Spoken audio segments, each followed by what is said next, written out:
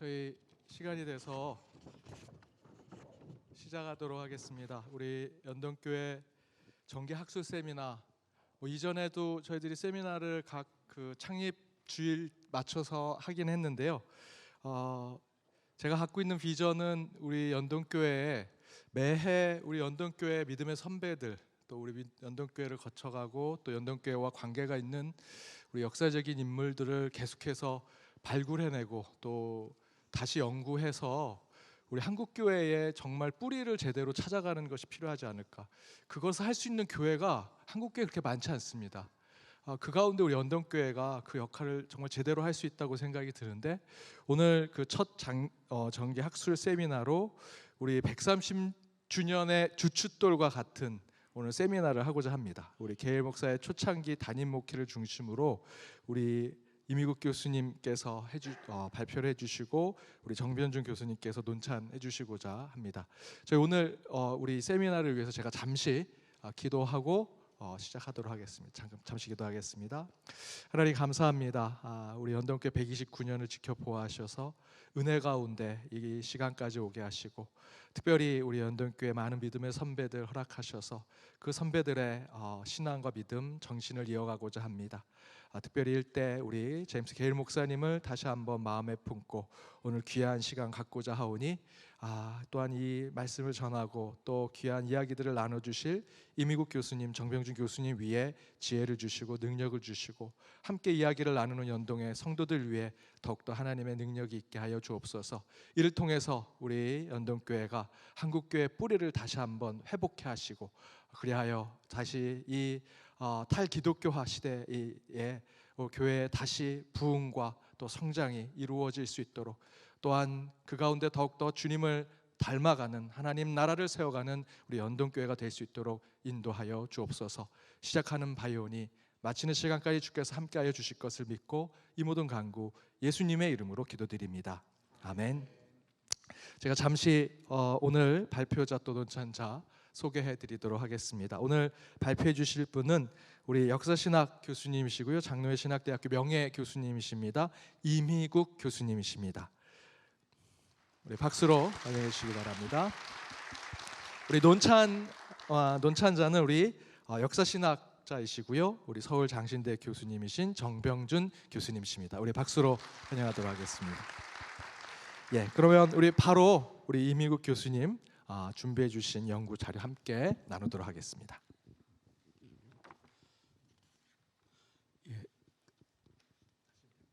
예, 바로 마이크 잘 들리십니까? 예. 오랜만에 뵙는 것 같기도 하고 익숙한 분들인 것 같기도 하고 둘 다인 것 같습니다.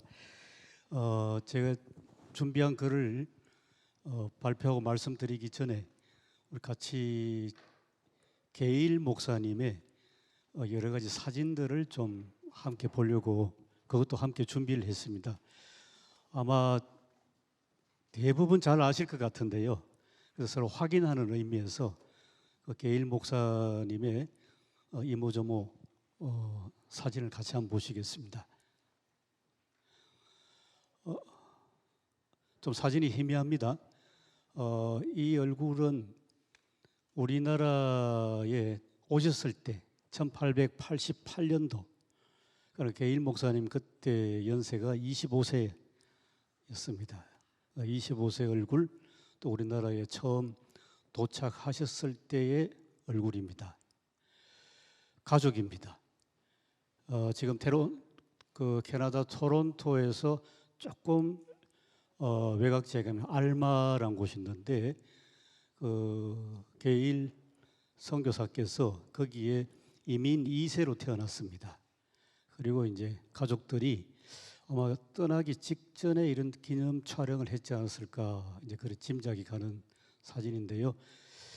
어느 분이 게일 목사님일까? 대체로 윤곽만 봐서는 우리가 먼저 오른쪽에 있는 분 같죠.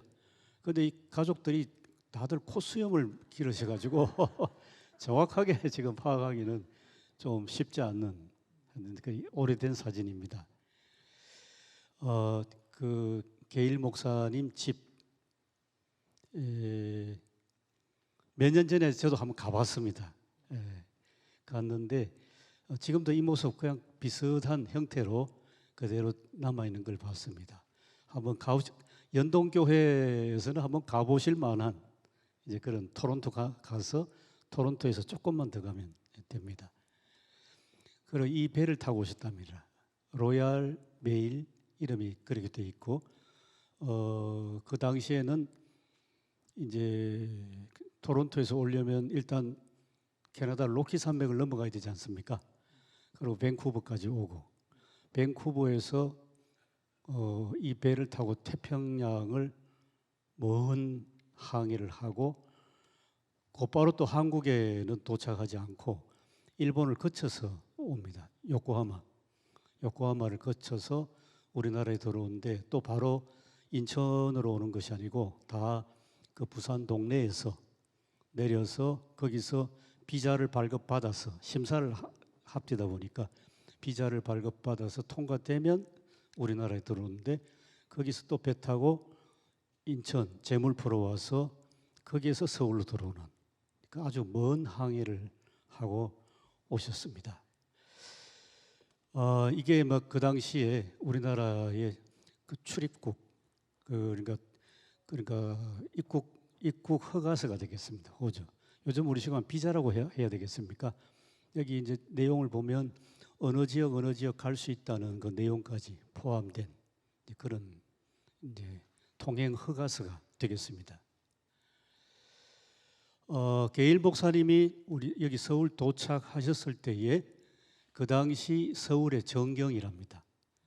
이것 또한 귀한 사진 아닌가 하는 생각이 들었습니다. 그러니까 1890년 그 무렵에 이 서울 사진이었습니다. 그리고 이 사진은 제가 듣기로는 남한산성이었다는 얘기는 들었는데요. 여기 하도 오래된 사진이라서 좀 희미합니다. 어느 분이 게일 목사님이겠습니까? 선교사. 코수염 찾으시면 되겠습니다. 그 계단에 앉아 있는 분 중에 한 분 같은데 맞겠습니까? 예. 이게 참 대단한 작업입니다. 이따가 오늘 제가 그 원고에 들어 있는데요. 게일 목사님이 우리나라에 오셔서 엄청난 작업을 한 가운데 아마 제일 중요한 것이 한글을 발견하고 그 다음에 그걸 넘어서 한글을 연구하는데 우리나라 한글의 뭡니까 구조를 연구하고 문법을 연구하고 그리고 사전을 만들어내고 나중에 우리 전통 문학을 영어로 번역까지 하는 엄청난 원래 인문학을 하신 분이라서 이제 그런 작업들의 표지를 이 사진을 찍어가지고 이제 사전 표지 그리고 성경도 나름 의역을 하셨는데 그 성경도 이 사진을 넣어서 표지 사진들을 넣어서 이렇게 찍어놨습니다. 아이고 저도 잘 안 보입니다. 이게 1901년 여기 서울 서울 사진이랍니다. 그 경복궁 보이십니까? 예, 경복궁에서 아래로 내려오시다가 왼쪽으로 가면 경희궁이 있습니다. 그 당시 경희궁이 있고 경희궁에서 조금 더 내려오시면 경운궁이 있는데 그것이 지금의 덕수궁입니다. 덕수궁이고 그 다음에 이따가 드릴 말씀을 지금 미리 좀 드리면요. 역사에서 배우신 대로 명성황후가 시해를 당했지 않습니까? 시해 당한 장소가 저기 경복궁에서 제일 위에 올라가면 건천궁이라고 있습니다. 지금 청와대와 경계가 있는 건천궁에서 칼로 난자를 당하고 그때는 너무너무 무서워서 그걸 바깥 세상에 알리지도 못했습니다.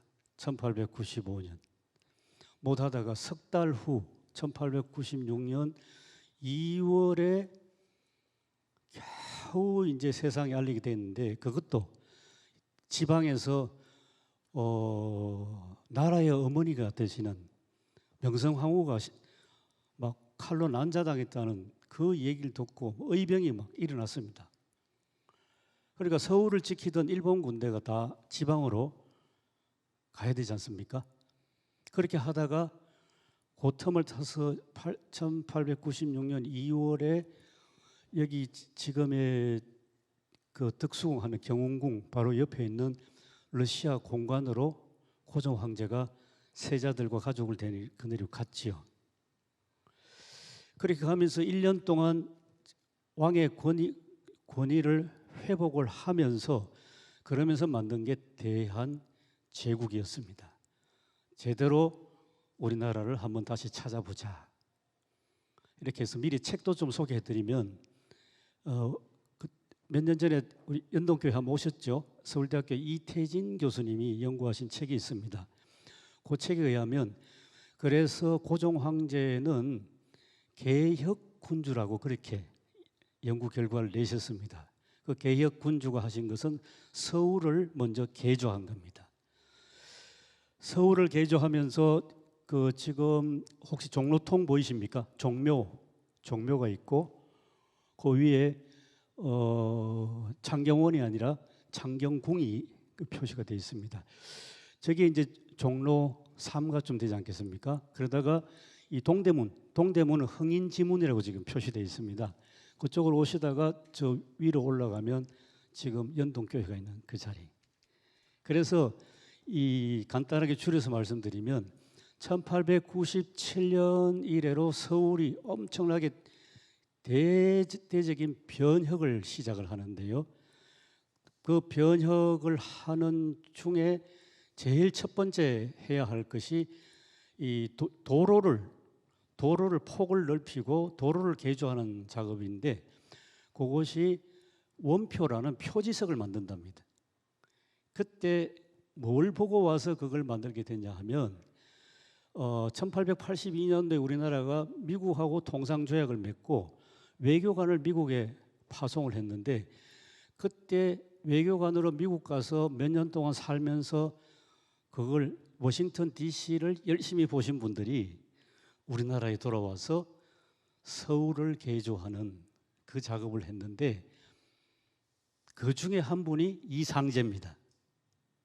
이 연동교회하고 딱 직결되죠. 그렇게 되니까. 그 중에 한 분이 이상제고 그 작업을 하다가 감옥에 들어가고 감옥서 예수 믿고 그리고 나와서 연동교회 여러분들이 이제 그런 역사하고 다 연결되어 있습니다. 좀 더 말씀드리면 그래서 도로를 서울을 개조하려면 먼저 원표 표지석이 있어야 하는데 표지석은 지금도 있습니다. 교보빌딩 앞에 가면 고종 황제가 즉위한 지 40주년 기념 그 건물이 있거든요. 정자 같은 거. 거기 안에 들어가 보면 원표라는 표지석이 있습니다. 그걸 기준으로 해서 서울과 전국의 이 소위 그 청량 작업부터 하는데 그때 종로통을 길을 넓혔답니다. 길을 넓히고 정비 작업을 하고 그러면서 그 종로부터 서울역까지 전차가 다니도록 하는 그런 개혁 작업을 이제 고종 황제가 이제 명령을 해서 하게 한 그 점의 지도가 좀 깁니다만은 지금 이 지도가 되겠습니다. 이것은 그래서 금방 말씀드린 이상제 이분이 나라를 어떻게 새롭게 하고 그 당시 아마 토목국장이었답니다. 그 직위가 공무원으로서 토목국장이었고 그래서 뭘 독립협회라든지 만민공동이라든지 관여하면서 해보려고 했는데 역적으로 몰렸습니다. 그래서 1902년도에 의금부 감옥에 갇혔습니다. 여러 사람들이. 이게 연동교회 역사하고 직결됩니다. 의금부 갇혔는데 마침 의금부 감옥 속에 도서가 반입됐습니다. 성서공회가 책을 넣어줘서 그 책을 이제 감옥 안에 갇힌 죄수들이 볼 수 있게 됐는데요. 거기에서 본 거에 성경도 보고 그다음에 한문책도 기독교 서적도 보고 특별히 철로 역정을 보게 됐습니다. 계일 목사님이 번역하신. 그렇게 해서 거기서 신앙 사건이 일어나서 옥중 개종 사건들이 줄줄이 일어났습니다. 여러 사람들이.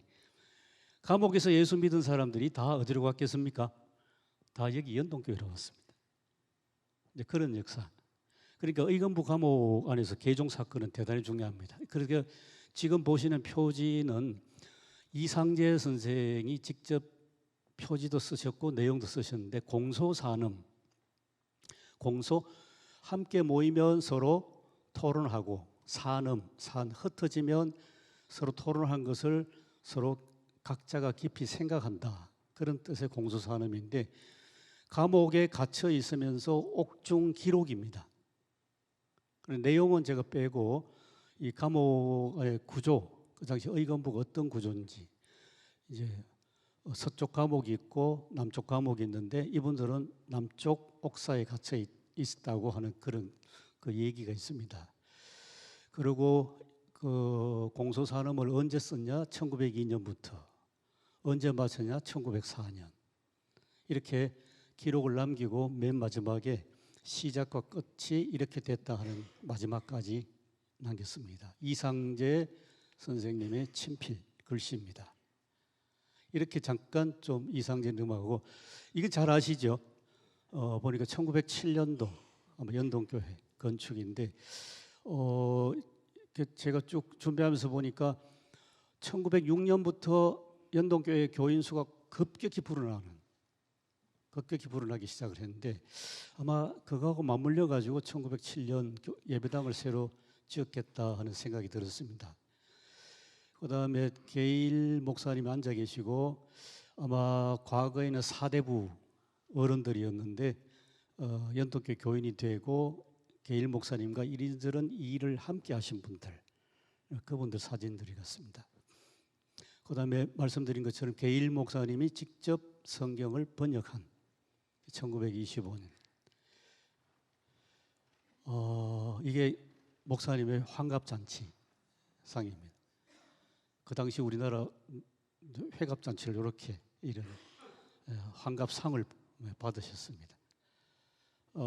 사모님으로 보이는 이제 서양 부인 모습도 한복을 입고 있습니다. 그리고 게일 목사님이 세상 떠나서 묻혔습니다. 묻힌 무덤이고, 그다음에 이거는 게일 목사님 추모 예식을 어디서 했냐 자세히 보시면 연동교회에서 추모 예배를 드렸는데 한 600명 가량 모였다. 이 신문기사를 그대로 오려놓은 스크랩해놓은 그런 내용이 되겠습니다. 여기까지 게일 목사님 사진을 좀 소개해드렸습니다. 앉아서 말씀드려도 되겠습니까?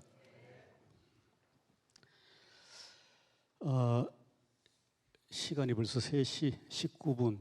제게 주어진 시간이 이제 얼마 안 남은 것 같습니다. 빨리빨리 좀 진행하도록 하겠습니다. 시작하면서는 그냥 게일 목사님의 회고를 좀 말씀드렸고요. 그다음 나아번에 이제 교회 요람기, 연동교회가 뭐 정식 예배를 드리고 교회로 시작하기 전에 아마 예배 처소로 먼저 시작됐습니다. 이쪽에 보시면 1894년 연동교회가 예배 처소로 시작이 되고 1894년 한 몇 줄 내려가시면 언제부터 예배 처소가 시작됐을까? 8월 말부터 11월 초순 사이에 예배 처소가 시작되었다. 그렇게 보고 있습니다. 그리고 이제 정식 예배당 교회로 불렸을 때 서울에 교회가 몇 개 있었느냐? 4개 있었답니다. 지금의 세문안 교회인 정동교회, 곤당골교회, 연목골교회, 연동교회, 그리고 약현교회 이런 4개 장로교회가 있었고, 연동교회 자체로 역사를 볼 때는 게일 목사님을 초대 목사님으로 그렇게 이제 정해놓고, 그래서 목사님이 부임할 때까지 1900년까지를 요람기라고 연동교회는 그렇게 보고 있습니다. 그렇게 서론 말씀드리고, 게일 목사님이 조선에 입구하고 나서 이분은 처음부터 한국화, 그러니까 한국 사람이 되는 출발은 문화 충격입니다.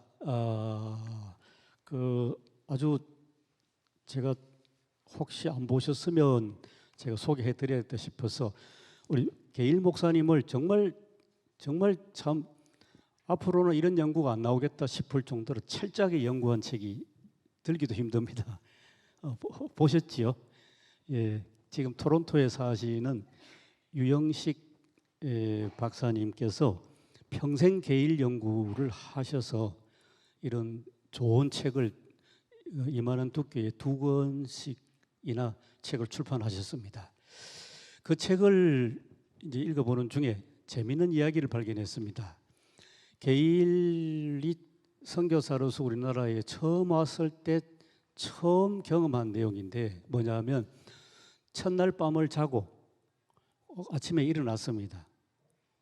일어났는데 그 당시 우리나라는 침실, 거실, 뭐 화장실 이런 게 별로 구별이 없었지 않겠습니까? 방 하나에 모든 걸 다 해결하는 그런 시대입니다. 근데 아침에 자고 일어나니까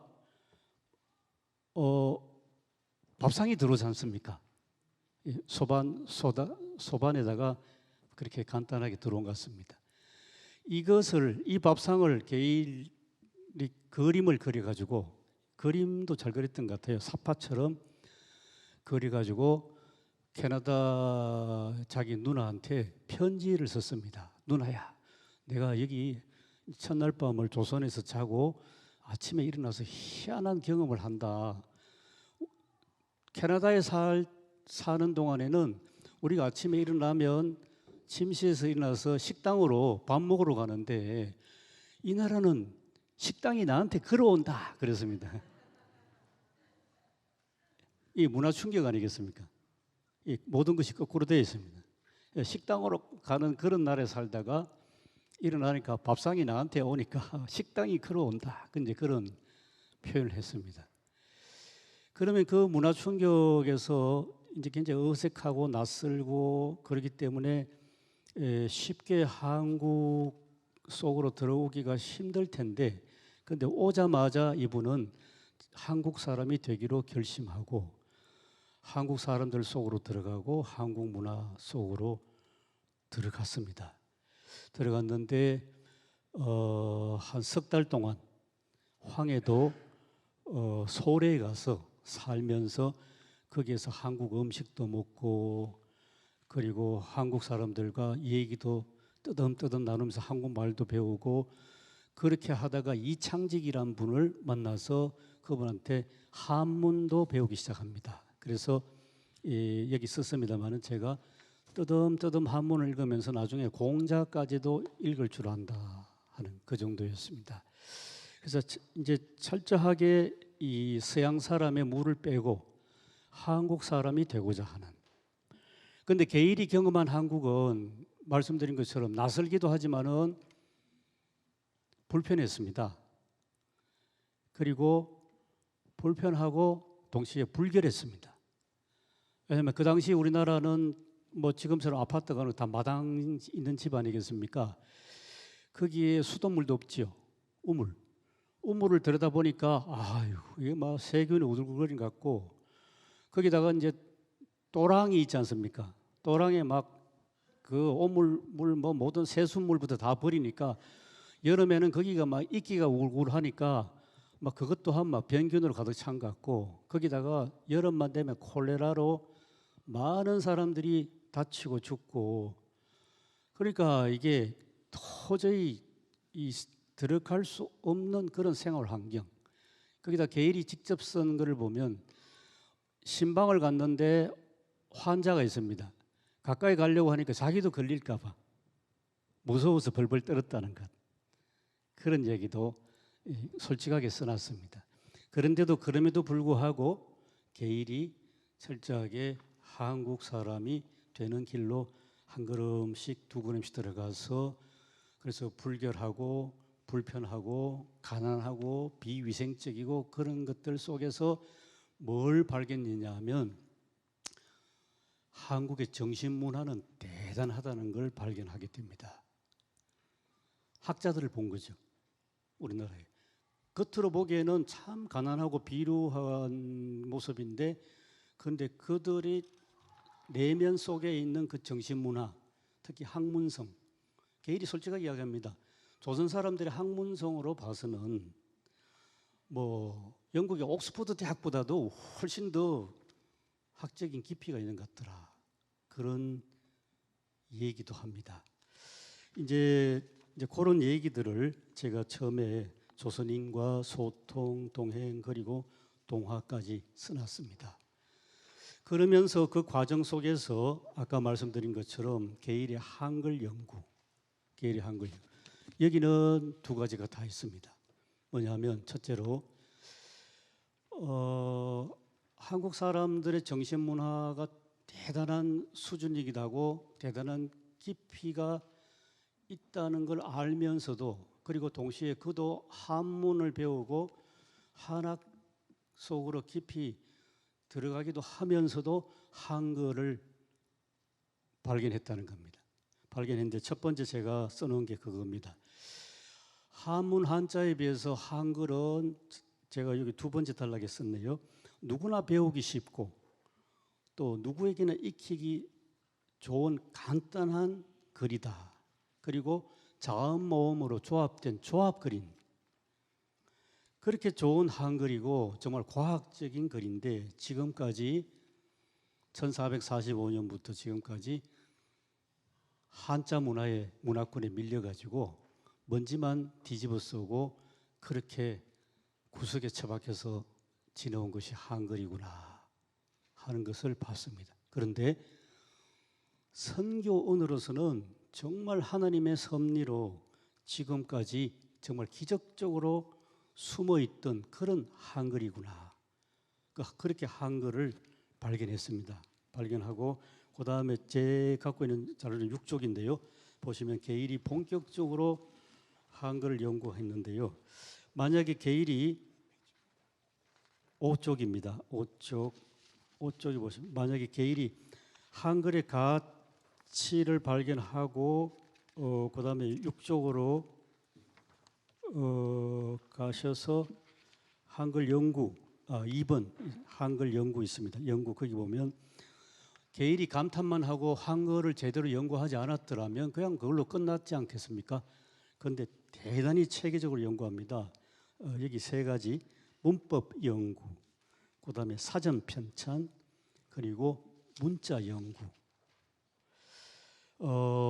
자세한 것은 제가 시간이 부족하고 또 이거는 굉장히 좀 제가 보기에는 좀 뭐랄까요, 좀 그냥 읽으시기에 좀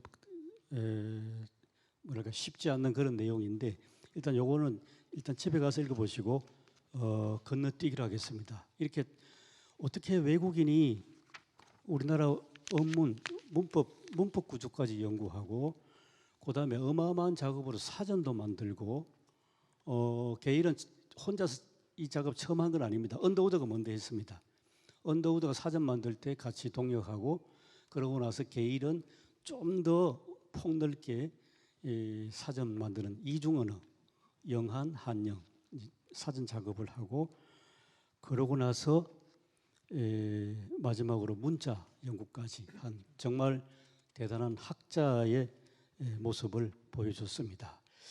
여기까지 말씀드리고요. 그 다음에 건너서 8쪽 가시겠습니다. 이제 연동교회 오신 것. 이렇게 우리나라에 들어온 지 13년이 지나고 나서 연동교회 담임으로 왔습니다. 이제는 완전히 한국 사람이 된 그러한 선교사고, 동시에 연동교회를 담임하는 담임 목사로 연동교회 오셨습니다. 제일 먼저 제가 여기 적어놓은 것은 그쪽에 교회 위치입니다. 교회 위치, 교회 구성인데, 이 동네를 연화방이라고 하십니다. 연화방은 이 근처에 궁궐들이 많지 않습니까? 궁궐들이 많으니까 궁궐을 지키는 군인들, 그리고 거기서 일하는 관료들이 이 동네에 많이 살았고, 그리고 소수의 수공업자들, 그러니까 집신 만드는 사람들, 그 다음에 가죽 가죽 만드는 수공업한 사람들 이런 사람들이 소수 살았는데 근데 교인들은 연동교회 나온 사람들은 관료들은 거의 없었고 이제 요 근처 또 그 이현 시장이 있었는데요. 이현 시장 상인들하고 수공업자들 이런 사람들이 연동교회에 다녔답니다. 이제 이렇게 교인들 구성이 되어 있는 이 연동교회에 와서 목회하시는데 그런데 아까 조금 말씀드렸습니다만은 이 개일 목사님이 오실 때 우리나라는 엄청난 변혁이 있었습니다. 아까 제가 고종 황제를 좀 말씀드렸지 않습니까? 그런데 이제 서서히 황제가 나라의 주인이고 황제는 높은 어른이시고 백성들은 어린 백성이고 어리석은 백성이라는 생각이 점점 그것이 떨쳐내버리고 이제는 황제도 법에 의해서 법치를 해야 된다. 입헌군주국 쪽으로 나아가고 있는 그런 시기가 되고 그런 시기 상황 속에서 나온 게 이제 만민공동회라는 그런 모임이 생겨서 이제 소위 시민들이 목소리를 내기 시작하는 그런 시기입니다. 그래서 연동교회의 역사를 보려면 교회 울타리의 역사만 보면 좀 좁은 범위고요. 이렇게 전체 우리나라가 지금도 서울이고 그때도 서울이니까 이 서울 장안에서 어떤 일이 지금 벌어지고 어떤 지금 새로운 그 움직임이 일어나는지 그것까지 같이 봐야 됩니다. 그런데 이제 10쪽에 가시면 의건부 감옥 말씀드린 그대로입니다. 의건부 감옥은 이 나라를 점점 저물어가고 힘이 없어진 나라를 구해 보려고 하다가 오히려 역적으로 몰려서 의건부 감옥에 갇혔는데 참 이게 하나님 섭리가 놀라운 것 같습니다. 우선에 역적으로 몰렸으니까 운명이 어떻게 될지 모르고 그리고 굉장히 개인적으로 억울했을 것 같아요. 억울하고 그런 상황에서 기독교 서적을 읽어보던 중에 거기서 역사가 일어났습니다. 이런 역사가 조금 부언해서 말씀드리면 서울 의건부 감옥에서 일어났고 제가 살펴본 데는 경상북도 안동에서 일어났습니다. 안동에 가면 유명한 임천각이 있지 않습니까? 안동댐 옆에 거기에 이씨 집안의 임천각은 이씨 집안의 임천각입니다. 거기에서 집안 선비들이 글을 읽는데 주자학을 읽지 않고 기독교 서적을 읽다가 거기에서 예수 믿는 사건이 일어났습니다. 그래서 심심참습니다. 이거는 경상북도 북부 지역 가면 이 기독교 서적을 읽다가 스스로 기독교인이 된 경우가 드물지 않다는 그런 얘기입니다. 이제 그런 일들이 여기 지금 서울 한복판의 의건부 감옥에서 일어났다는 이야기입니다. 제가 여기 뭐 잠깐만 소개해드리면 이제 여기 이상재 선생 같은 경우는 신약 성경을 읽는 중에 11쪽 둘째 줄입니다. 마태복음 5장에서 7장 산상순을 읽으면서 감동받고 요한복음은 적어도 30번 이상 정독했다. 그리고 그리스도인이 됐다. 자기가 지금 써놓은 글 내용입니다. 그리고 또 유명한 김정식이라는 분이 있습니다. 김정식이라는 분은 오늘날 우리 사회로 치면 경찰 중에서 가장 우두머리 인데요. 그분은 이제 철로 역정을 읽으면서 엄청난 감동받고 그리고 여기 썼는지 모르겠습니다만은 그뿐만 아니라 부흥사 무디의 설교집이 어떻게 중국어로 번역됐던 것 같습니다. 그 당시에 그걸 읽고 감동받아서 예수를 믿게 된 그런 분들입니다. 어쨌든 간에 여기 제가 몇 사람 이름 적어놨는데요. 그 11쪽 그 다음 단락 밑에서 셋째 줄 보시면 이상재, 이원경, 홍재기, 김정식 이런 분들 감옥에서 예수 믿고 1904년에 풀려나서 그 다음에 다 연동교회 와서 연동교회 교인이 되는 분들입니다. 그리고 이제 1904년 이후 연동교회 변화를 보시면 교인 구성의 변화 그거를 잠깐 말씀드리면 아까 말씀드릴 때는 관료들은 교인이 뭐 거의 없었고 상인들하고 수공업자들 뿐인데 1904년에 이 의금부 감옥에서 예수 믿게 된 그 양반들이 사대부들이 한꺼번에 연동교 교인이 됐습니다. 그러니까 교인 구성이 바뀌었죠.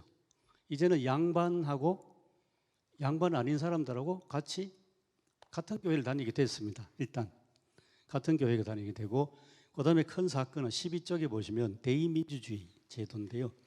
이게 무슨 말이냐 하면 장로 투표를 합니다. 1904년도에 장로 투표를 하는데 그 당시 사회에 영향력 있는 사대부 계급 또 뭐 이상재, 뭐 홍재기 이런 분들은 다 장차관급을 지낸 분들인데 아이 교인들이 투표했는데 누가 됐냐 하면 가파치 천민 출신 고찬익 씨가 장로로 투표되었습니다. 이게 민주주의 아니겠습니까? 아직 그 당시 우리나라 사회는 황제가 있었습니다. 고종 황제 1904년에 황제가 있는 나라고 또 우리나라는 당군 일에 한 번도 선거란 걸 해본 일 없는데 근데 교회는 투표를 하는 겁니다.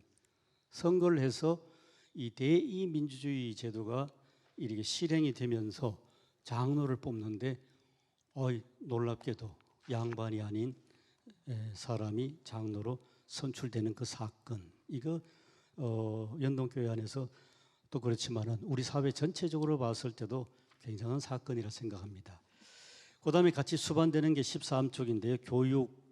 교육개혁입니다. 1904년도 러시아와 일본이 전쟁을 해서 또 놀랍게도 일본이 이겼습니다. 일본이 이긴 거에 대해서 이태진 교수님은 우리나라가 개혁을 잘 해나가는데 일본이 보기에 그냥 놔두면 일본이 대륙으로 들어오는 게 이게 다 물거품 되겠다 싶어서 일본이 서둘러서 전쟁을 치른 것이 러일 전쟁이다. 그렇게 해석을 하는 것을 읽었거든요. 그런데 어쨌든 러일 전쟁 결과는 일본이 이겼으니까 그 결과 일본이 우리 조선을 지배하는 교두보를 마련한 것이 1904년 러일 전쟁이었습니다. 그리고 위기 상황입니다. 어떻게 하면 이 나라를 위기에서 구할까 고민하던 끝에 나라를 살리는 것은 교육이다. 그렇게 봤습니다. 교육이다. 어떤 교육이겠습니까? 이제까지처럼 뭐 한문교육, 사서삼경 이건 아니고 이제 서양 문명을 받아들이고 자연과학을 가르치고 이과를 가르치고 그런 새로운 교육으로 빨리 건너가야 된다. 그래서 세운 학교들이 많이 세워지는데 연동교회 같으면 이미 전에 있던 학교들, 언더우드가 세운 언더우드 학당 이제 이런 것들이 쭉 나와서 게일 목사님은 그냥 중학교를 세웁니다. 이제는 초급 학교가 아니고 중학교라는 고급 학교를 세우고 그리고 정동학교에서 출발했던 것이 연동으로 이사 와서 연동여학교가 되고 나중에 정신여학교로 가는데 그 길목에서 연동여학교까지 같이 이 교육에 깊이 관여하고 그리고 또 하나 더 있습니다. 그것은 옥중 개종한 그 뜻있는 크리스찬들이 이상재를 비롯해서 김정식 이런 분들이 국민교육회를 연동교회에서 만듭니다. 만들어 가지고 그 국민교육회가 정말 우리나라 교육을 다시 새롭게 시작하고 그걸 통해서 나라를 살리는 부국강병 그쪽으로 나간 것을 제가 13쪽, 14쪽 그렇게 표기했습니다. 그리고 마지막으로 6번에 가시면 성경의 한글 번역 개인은 한글을 열심히 연구했습니다 했는데요. 한글 연구의 열매는 성경을 번역하는 겁니다. 우리말로. 이거 하나만 해도 엄청난 이야기고 이거 하나만 해도 굉장한 많은 것을 말씀드려야 되는데 일단 개일로만 좁혀서 말씀드리면 우리가 믿는 하나님을 고백할 때 하나님 했을 때 이 하나님이라는 용어와 개념을 정착시킨 분이 게일입니다. 너무너무 중요하죠. 너무너무 중요합니다. 일일이 지금 시간이 다 돼서 이것도 제가 일일이 읽어드릴 수 없어서 대단히 죄송합니다. 일단 이것만 말씀드리겠습니다. 성경을 번역하는 과정에서 이 하나님 표기를 어떻게 하느냐 중국에는 상제라고 했습니다. 상제. 가장 높은 곳에 계시는 황제 그리고 하늘에 계신 님이니까 하늘님 그런 개념과 천주교의 천주 이게 굉장히 서로 논쟁을 하다가 오랫동안 논쟁했습니다. 한 십몇 년 논쟁을 하고 결국 게일이 거의 결론을 내려주셨는데 그것은 성경의 하나님은 유일하신 하나님이시다. 내용은 그런데 근데 한국 사람은 기독교가 들어오기 전에 길 가다 돌에 걸려서 빵 넘어져도 아이쿠 하나님 했지 않습니까? 그 하나님 발음하고 성경의 유일하신 하나님하고 딱 일치가 되는 절묘하죠. 이게 그런 하나님 그것을 게일 목사님이 엄청나게 공헌을 한 부분입니다. 이 하나님 용어는 마지막에 요약과 정리 읽어보겠습니다. 빠른 속도로 읽어보겠습니다. 선교사 게일은 1888년 조선에 도착한 이래 첫걸음부터 조선 사람이 되어 갔습니다. 그다음에 고담탈락 껑충 뛰겠습니다. 게일의 이러한 선교 철학은 그 당시 서양 선교사들과는 달랐습니다. 당시 대다수 선교사들은 오리엔탈리즘 의식을 갖고 백인 중심, 서양 중심 세계관으로 기독교가 우수하고 우월한 종교라는 점을 드러내고자 했습니다. 그래서 그런 선교사들은 선교 현장의 토착인을 이방 종교에서 기독교로 개종시키려 했고 또 토착 문화를 업신여기고 얕잡아보고 무시하고 심지어는 파괴하기도 했습니다. 그런데 이런 것은 선교를 통한 기독교화 이것이 서양 문명화와 동일됐습니다. 그런데 게일은 달랐습니다. 게일은 그렇게 하지 않고 게일은 철저하게 한국 사람이 되고 그리고 한국 사람들 가운데서 한국 사람들에 의해서 한국 사람들을 위한 한국 사람의 기독교 신앙 그게 게일한테는 중요했습니다. 17조 2번으로 가겠습니다. 2번으로 가면 조선 사람이 되어간 게일은 그에게 불편하고 불결하고 가난한 생활 문화를 억지로 힘써서 수용하는 중에 고귀한 정신 문화를 발견했습니다. 가장 먼저 한글의 과학성, 우수성을 발견했고 한글 연구에 착수한 게일은 문법, 사전 편찬 그리고 문자 연구를 진행했습니다. 연구 결실은 풍성하고 탁월했습니다. 그다음 단락 읽어 내려갔습니다.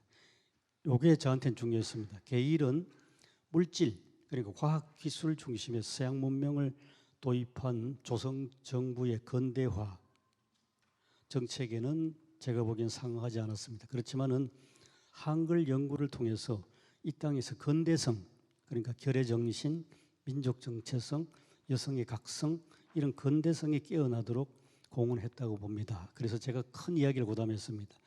20세기 초반에 우리나라에서 진행된 근대화와 물질적인 근대화, 정신의 근대성을 저는 구별하면서 그래서 당시에 그 정신적 근대성이 오늘날 세계화 시대 K-팝 문화의 초석일 수도 있지 않을까 그런 큰 이야기까지 했습니다. 그 다음에 4번으로 가겠습니다. 4번에 연동교회 담임 목사 게일은 교회 구성원이 특정 사회 계층에 국한되지 아니하고 모든 사람 누구든지 남녀노소 자유롭게 출입하는 교회로 변화시킵니다. 양반 상놈의 계급사회 타파에 기여했고 교회 안에서는 모두가 하나님 자녀로 존중받는 수평적 관계 형성을 이루도록 하는 데 목회했습니다. 그 다음 5번은 잠깐 말씀드리면 결국 교육입니다. 장로교회는 원래 교육을 중시했고 그래서 교육을 통해서 우리나라를 이제 근대화하는데 그 5번에 넷째 줄 보시면 특히 여성에 좀 집중할 필요가 있습니다. 정신여학교 출신 김필래, 김순애, 김마리아 등등 많은 졸업생이 일제강점기 여성으로서 독립운동에 몸을 불사르고 헌신했습니다. 그래서 이 점은 우리 고촌섭 장로님이 많이 연구하셨는데 바탕으로 앞으로 계속 심도 깊이 연구해서 밝혀야 할 것이라고 봅니다. 시간 가지만 하나 더 말씀드리면 바로 옆에 정신여고 본관이 그대로 있지 않습니까? 그 정신여고 본관은 알려지기로는 그 1919년 3.1 운동 당시에 김마리아 중심으로 애국부인회가 거기서 결성됐습니다. 굉장히 중요한 장소 아닙니까?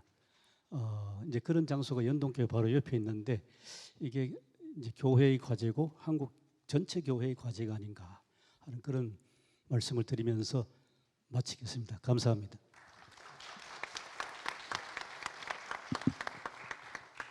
예, 바로 우리 시간 관계상 우리 정병준 교수님께서 우리 이미국 교수님 발제하신 내용에 논찬해 주시도록 하겠습니다. 네, 논찬을 맡은 서울장신대학교 정병준입니다. 임 교수님 원고 제목은 1900년에서 1905년 단임 목회 중심으로 이렇게 하셨는데 실질적인 내용을 보면 게일 목사님이 이제 단임 목회 오기 이전의 역사와 이후의 역사 이렇게 둘로 구분을 해서 이제 그 논문 구성을 하셨습니다. 그래서 1장에서 3장은 이제 게일 목사님이 단임 목회 시작하기 이전 그 배경사를 다루었고 4장에서 6장은 이제 단임 목사로서 혹은 이제 한국 교회 전체를 위한 선교 사역자로서의 활동을 이제 다루고 있습니다. 저는 이 연구가 앞으로 연동교회가 이 미래 사회 목회와 선교 이 지역뿐만 아니라 이제 한국 교회 특별히 남한 전체 서울 지역 중심의 교회들의 뿌리를 찾는데 굉장히 중요한 참고 자료가 된다라고 이제 생각을 하면서 의미가 있는 연구라고 이제 읽었습니다. 제가 주목한 거는 한국화 선교사의 게일의 모습을 이제 강조하셨습니다. 그래서 초기 그 다른 선교사들과는 다르게 이제 현지화. 오늘 이제 선교학적으로 얘기하면 이건 이제 그 선교적 그 문화화라고도 이제 볼 수 있는데요. 그런 자세를 가졌고요. 현지 문화를 습득하고 현지 언어와 한문 고전을 연구하고 특별히 한국인 의사소통에 이제 탁월한 능력을 보였습니다. 또 철로 역정을 간행할 때도 이 언어와 사파를 사용하는데 굉장히 철저한 한국화를 시도합니다. 그러면 저는 이 지적에 이제 동의를 하면서도 이런 그 상황화와 토착화를 하게 되는 게일의 배경은 무엇이었을까? 여기에 좀 관심을 가져보았습니다. 대다수의 캐나다 선교사들이 토착화에 관심을 많이 갖습니다. 윌리엄 맥켄지라든지 또 이렇게 침례교를 시작한 말콤 패닉 이런 사람들이 다 캐나다에서 왔는데요. 캐나다에서 온 선교사들은 미국에서 온 선교사들하고 굉장히 다릅니다. 한국 문화를 굉장히 존중하는 그런 입장을 갖습니다. 미국 선교사들은 한국 문화를 굉장히 미신화하는 그런 특징이 있었습니다. 그래서 제가 좀 이제 조사를 해보니까 캐나다라고 하는 곳은 굉장히 독특한 지역이죠. 프랑스어 카톨릭과 이제 그 영어권 영국 문화가 혼재하죠.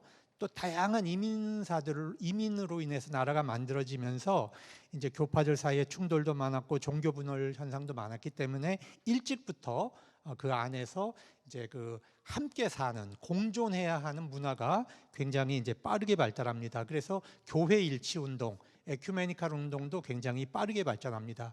그래서 캐나다는 1925년에 최초로 연합교회를 만드는 그런 일도 벌어집니다. 그래서 상대적으로 이제 신앙 논쟁이라든지 교회를 분열하는 그런 거에 대한 관심은 미국과 다르게 갖지 않습니다. 특별히 이제 게일이 한국에 오기 3년 전에 횡단철도가 만들어집니다. 그러니까 동부권에 살고 있는 토론토에서 살고 있는 게일이 이 밴쿠버까지 와서 배를 탈 수 있었던 것은 철도가 만들어진다는 거거든요.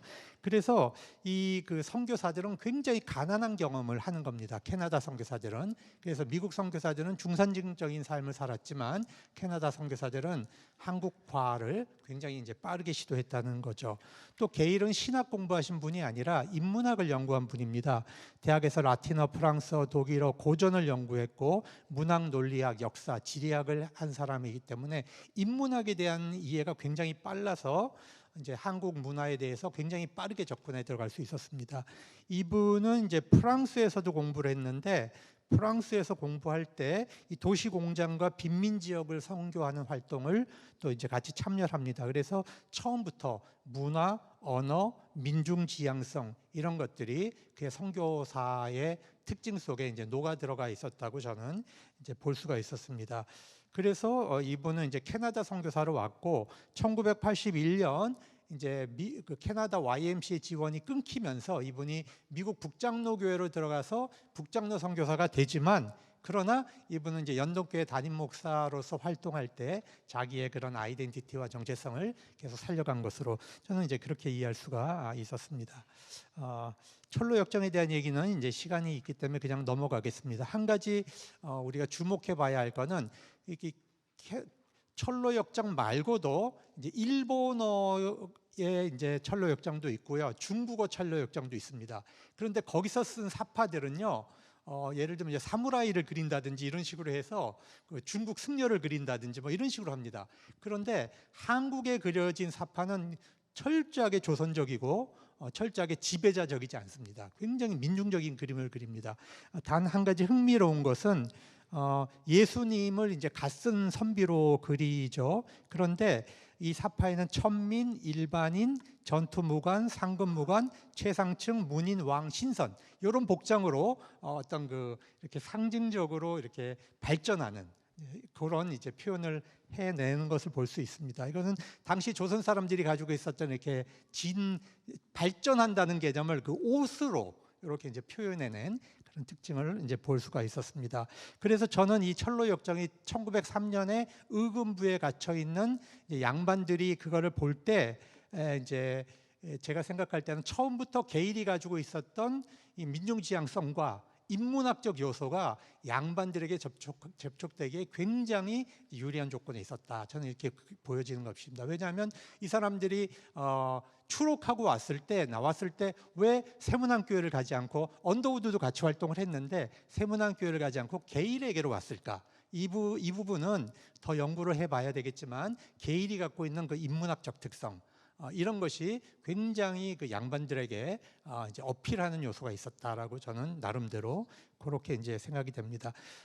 이제 임 교수님께 이제 질문 드리고 싶은 것은요, 이 대의제도, 특별히 이제 상인과 장인들의 신분 상승과 계급 타파에 이바지하셨다고 보았고, 이 교육 개혁을 국민교육회, 중학교, 연동 여자중학교의 사례로 설명을 하셨습니다. 그런데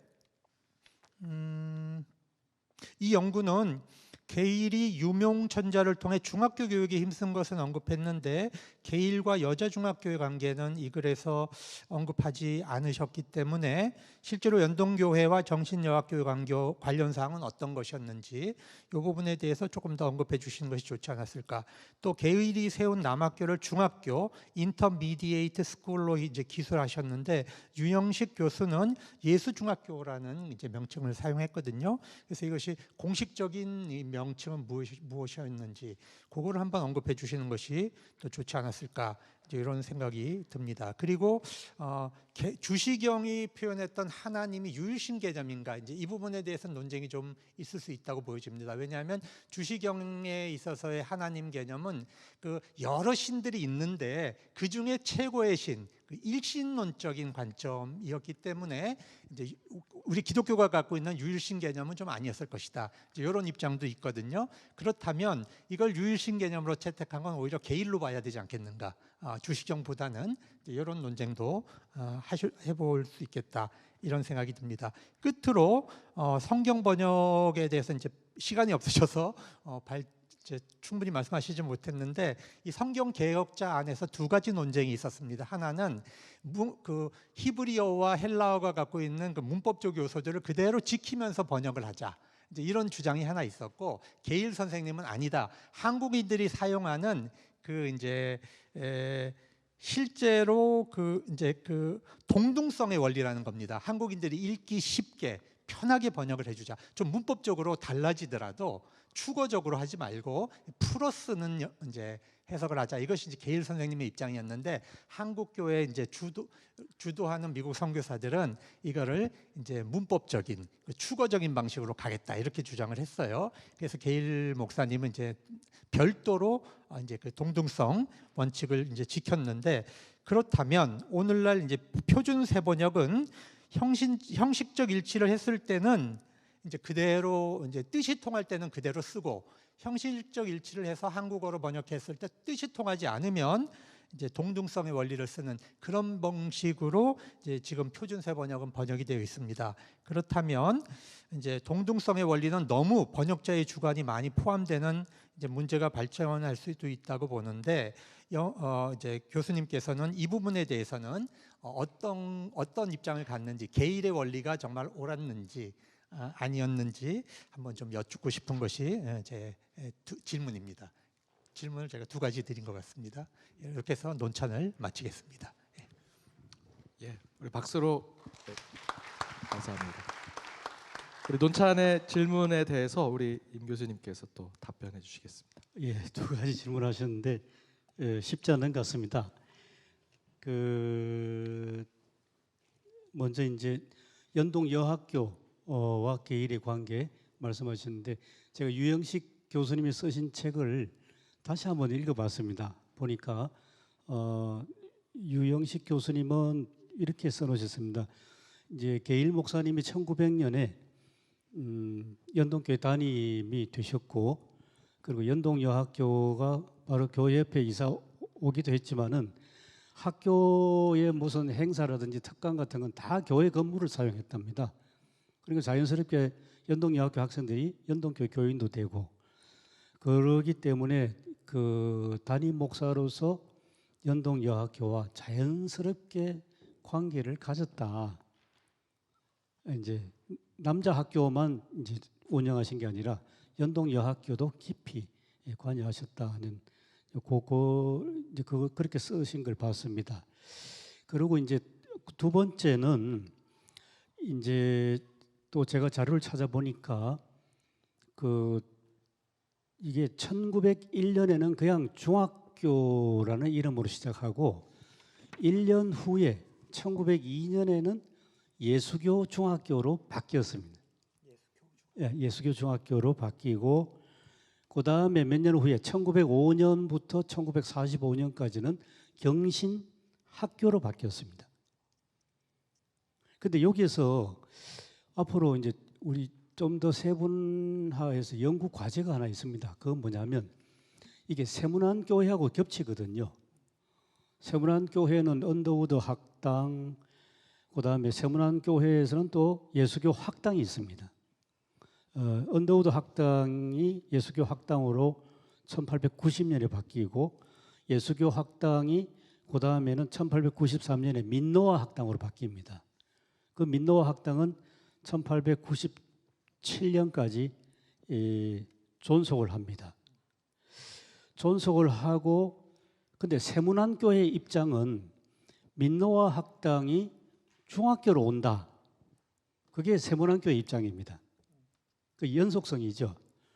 그런데 여기 유영식 교수님 입장은 그게 아닙니다. 그게 아니고 게일 목사님이 중학교를 세운 것은 민노아 학당하고는 아무 상관없이 창설했다. 이게 유영식 교수님이 본 게일 연구의 결실입니다. 그러니까 이 세문안 교회에서 내려오는 역사하고 좀 차이가 있는데 어느 쪽이 옳겠는가? 그건 저는 잘 판단을 못 하겠습니다. 어쨌든 저한테 중요한 것은 그 게일 목사님이 연동교회 담임 목사님이 된 후에 1904년부터 우리나라 전체가 우리가 교육혁명을 일으켜야 된다. 교육구국, 그 다음에 부국강병, 이래야 우리나라가 살아난다. 이게 뭐 위기의식 속에서, 그러니까 연동교회 안에서 국민교육회라는 그것이 발족되고, 거기에 굉장히 중요한 사람들이 바짝 들어붙고, 또 교회 바깥에는 청년운동, 청년이 참 중요한데 오늘 뺐습니다만은 YMCA 아니겠습니까? 황성기독청년회. 게일 목사님이 또 캐나다에서 그 운동을 했기 때문에 이제 1903년부터 시작했는데 YMCA 청년운동, 교육구국운동, 그런 운동이 어울리면서 뭐 예수교 중학교도 있고, 그 다음에 연동 여학교도 있고, 그게 다 같이 묶여서 가는 것 같습니다. 그러다가 이제 좀 더 역사가 지나가면 안동교회가 좀 유성준 이름은 나갔지 않습니까? 나갔을 때에 안동교회 박성봉 장로님 같은 분은 아예 대학을 설립하자 그랬습니다. 서울에 대학을 설립하자 그 뜻을 못 이루었는데 나중에 1919년 3.1운동 이후에 박성봉 장로 중심으로 다시 한번 밀립대학 설립운동이 일어났는데 뜻을 이루지는 못했습니다. 그러니까 전체적으로 보면 그만큼 교회 미래를 위해서 다음 세대를 위해서 어떻게 사람을 키워내야 된다. 그러니까 이제 하나 더 있네요. 1907년에 여기 소아회 시작했지 않습니까? 전국에서 최초로 주일학교지 않습니까? 이것도 김종상 집사님이 시작하셨는데 그거 보면 그렇게 본다면 역사가 소파 방정환 선생보다도 훨씬 빠르지 않습니까? 이게 아이들도 인격으로 대접해야 된다. 그 당시에 그런 시대에 그런 것들이 연동교회에서 막 나왔으니까 다 이게 같이 엮여 있는 그런 모습을 살펴봤습니다. 하나 또 말씀드렸고 그다음 질문이 그 게일 목사님은 원래 문학을 하셨고 그다음에 한국 문화 속으로 깊이 들어와서 번역을 할 때 직역을 하지 말고 의미를 살려서 의미역으로 하자. 한국 사람들이 쉽게 성경을 술술 쉽게 읽도록 그렇게 하자는 입장인 것 같습니다. 그것을 이름하여 조선어풍 한글 성경, 조선어풍. 조선어라는 말씀, 그 언어 할 때 어니까 조선 언어 풍으로 그 풍을 살려내는 그런 번역을 하자 했는데 그만 부딪혔습니다. 부딪히고 뜻을 이루지 못하고 그만 중도 하차해버리고 지금 우리가 보는 개역 성경 같은 것은 다 굉장히 직역입니다. 딱딱하게 직역인데 앞으로 성경은 지금 대한성서공회가 재작년 가을에 신약 성경을 출판했는데 보면 그것은 이 지금 기존의 성경은 젊은 사람들이 읽으면 너무 딱딱하고 눈에 들어오지 않으니까 청년들을 위해서 성경을 다시 번역했습니다 하고 나온 게 지지난해 나왔습니다. 그러니까 성경은 언제나 새로 우리 국어 발달과 더불어서 새롭게 번역돼야 한다. 그건 분명한데 글쎄요, 저는 어느 쪽인지 대답을 잘 못하겠습니다. 여기까지 말씀드리겠습니다. 두 분 발제 논찬 또 그 논찬에 대한 또 이렇게 응답을 해주셨습니다. 너무 감사하고요. 시간이 좀 부족했지만 여러분 개인적으로 꼭 저는 뭐 한 2번 읽었습니다. 읽고 또 읽고 제가 또 저도 배워야 될 것들 제가 또 연동교회 8대 위임 목사로서 게일 목사님의 그 사역을 어떻게 또 이어올까라는 마음으로 열심히 읽어봤습니다. 여러분도 꼭 한번 읽어보시길 바라고요. 시간이 많이 갔지만 혹시 필드에서 궁금하신 거 있으면 질문해 주시면 좋겠습니다. 손 들으신 분 저희 마이크 우리 김주식 장로님 요 앞에 본인 목소리 크시긴 한데 마이크로 본인 소개해 주시고 진행해 주시면 감사하겠습니다. 네, 연동교회 그 시무장로로 있는 김중식 장로입니다. 오늘 말씀 잘 들었고요. 많은 것을 갖다 또 한번 읽게 되는 데 대해서 감사드립니다. 저기 8쪽 그 밑에 보면 4번에 연동교회 담임 목사 게일이라는 제목에서 그 내용 중에 저희들이 이제 지금까지 알아오기는 교회 창립은 1894년도에 됐다. 그 다음에 초대 목사님은 게일 목사님이다. 이렇게 이제 알아왔거든요. 근데 오늘 이렇게 내용을 보니까 아까 예배 초소라고 이제 표현하신 것 같은데 실제로 1900년 5월에 연동교회 담임으로 오신 게 게일 목사님. 그러면 저희 연동교회가 교회의 모습을 저기 뭐 조직이라고 할까요?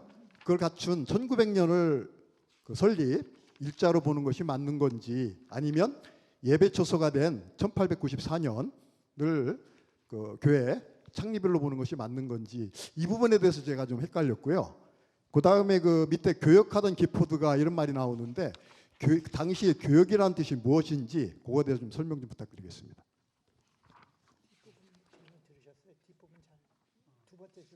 두 번째 질문 다시 한번 해주시겠어요? 두 번째 질문에 이제 그 내용 중에 보면 밑에서 두 번째 줄에 1900년 4월 연동교회에서 교역하던 기포드가 세상을 떠난 직후 이렇게 돼 있었는데 교역이라는 뜻이 당시에 어떤 의미를 갖는 건지에 대해서. 혹시 제가 좀 대답 드리다가 좀 부족하면 정병준 교수님께 미리 좀 응원을 부탁드리면서요. 이렇게 일쪽에 보면 1894년 연동교회가 예배 처소로 시작됐다 하면서 그 밑에 설명은 이제 회의록을 제가 같이 나누는데요. 그 이제 시작의 이제 연호는 지금의 세문안교회 그 당시 정동교회 교인들 중에 상당수가 이 동네 연목골 교회로 옮겨가면서 그러면서 이제 그냥 예배가 시작됐다. 이게 이제 예배 처소였던 것 같습니다. 1894년 8월부터 한 11월 어간에. 그래서 이게 아직 조직된 정식 교회는 아닌데 일단 예배 공동체만 있는 거죠. 이걸 교회로 볼 거냐 말 거냐 하는 것은 좀 뭔가 좀 생각을 해봐야 될 것 같습니다. 교회가 뭐냐 하는 이 개념이 정립돼야 이게 교회도 아니다 그래 나오니까요. 그런데 어쨌든 그 당시 기록으로 봐서는 예배 처소가 됐는데 이거는 아직은 교회로는 인정이 안 된 것 같고, 그 다음에 아직 그 조직은 아니고 미조직이지만은 정식 교회로 성격됐다는 게 1895년입니다. 이거는 그러면 인정이 돼야 되는 거죠.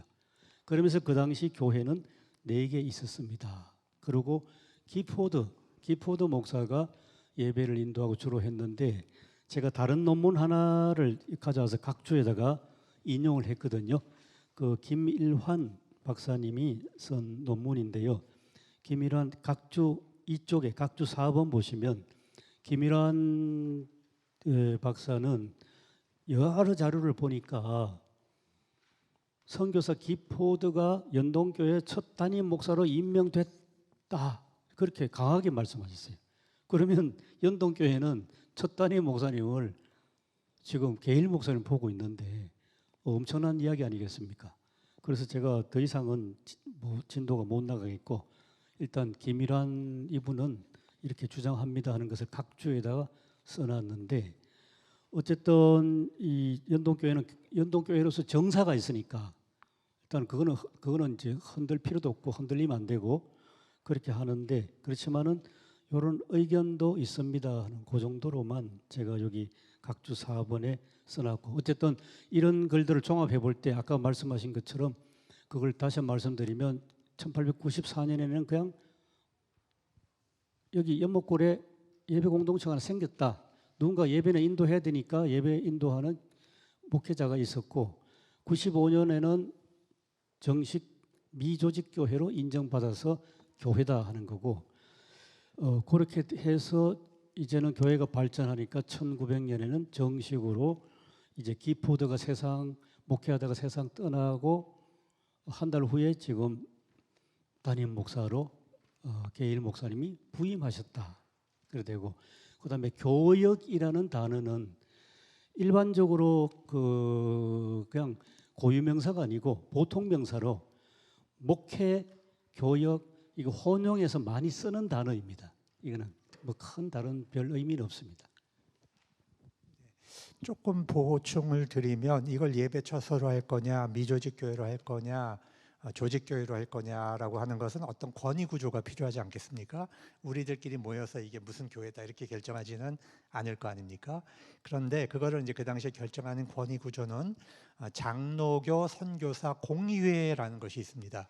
그러니까 우리가 1907년에 우리가 동로회라는 걸 세우지 않습니까? 그거는 이제 조선교회가 선교사로부터 독립했다는 의미로 동로회가 되는 겁니다. 최초로 우리 조선의 목사들을 안수하기 위해서 노회가 만들어지는 것이고 그 이전에 1889년에 이제 미국 북장로교 선교사와 이제 그 다음에 들어온 호주 선교회가 연합을 해서 우리가 선교사 이제 공의회를 운영을 해서 조선의 하나의 장로교를 세우자 이런 원칙을 갖고 선교사 공의회를 이제 운영을 했습니다. 그리고 1900년도부터는 이제 우리 조선의 그 장로님들도 거기에 이제 참여하게 되는 거죠. 그러니까 그런 권위 구조 하에서 이것이 이제 결정이 돼 있었던 구조입니다. 그렇기 때문에 이걸 예배 처소로 할 거냐, 뭐 교회로 할 거냐, 이제 이렇게 하기보다는 어떤 권위 구조를 따라주는 것이 오히려 좀 좋지 않겠는가 하는 제 개인적인 생각입니다.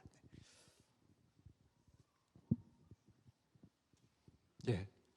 혹시 더 의견? 예. 예, 먼저 우리 피택 장로님. 예, 이호진 피택 장로입니다. 오늘 말씀 참 감사하고요. 제가 게일 목사님에 대한 강의를 듣거나 또는 나름대로 책을 읽거나 할 때 늘 궁금한 게 저희 연동교회 사람들은 게일 목사님의 업적에 대해서 많이 알고 자랑스럽게 생각합니다. 근데 교회 밖을 떠나면 세상에서는 그 당시에 다른 선교사님들을 비해서 네임밸류, 사람을 평가한다는 거좀 뭐하지만 네임밸류가 좀 떨어져요. 그 이유에 대해서 많이 제 나름대로 생각을 해보긴 하는데 그 부분에 대해서 왜 그런지 좀 생각을 하셨던지 아니면은 또 지금 제 질문에 그런 질문 처음 받으셨는지 모르지만 그 부분에 대해서 좀 설명 좀 해주셨으면 합니다. 예,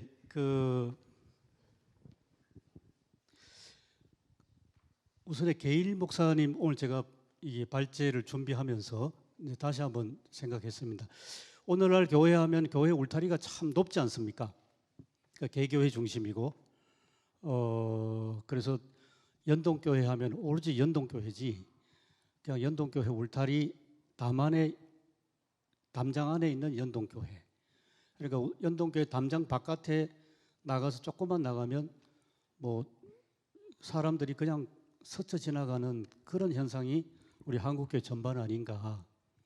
그런데 이제 연동교회는 그 이전에 연목골 교회인데 이 교회 이름이 동네 이름하고 같이 갔다는 것은 이 지역 속에 뿌리를 내렸던 교회라는 게 그게 분명하고, 그 다음에 오늘 제가 좀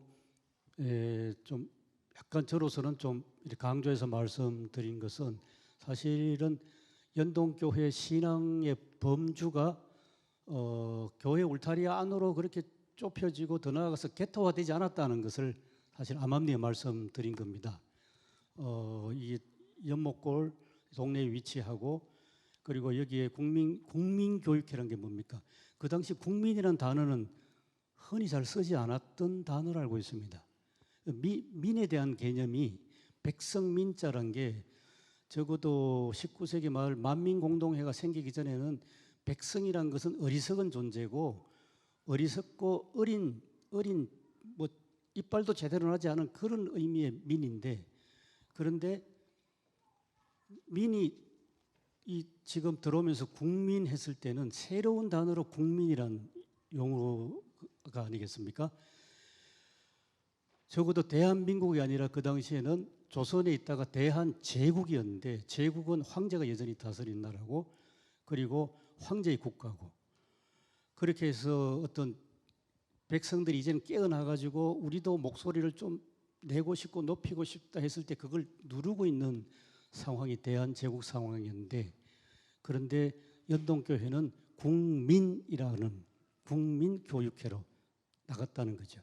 그렇게 봤을 때는 연동교회가 지금 바라보는 시각이 어디냐, 사대부 출신들이 많은데 저 위에 있는 고관대작이라든지 그런 기득권 상층권을 쳐다보지 않고 아래를 내려다보면서 우리나라 전체를 아우르면서 나라를 걱정하는 그 정도의 신앙 범주를 가진 교회가 연동교회였다. 저는 개인적으로 그렇게 생각합니다. 그리고 아까 여기 원고에 있습니다. 빼먹은 것은 뭐냐면 그 게일 선교사님이 교과서를 만드는데 유몽천자 만드는데 4권을 만들었는데 거기에 제 3권은 일부러 미국에 있었던 보스턴 티파티를 넣었거든요.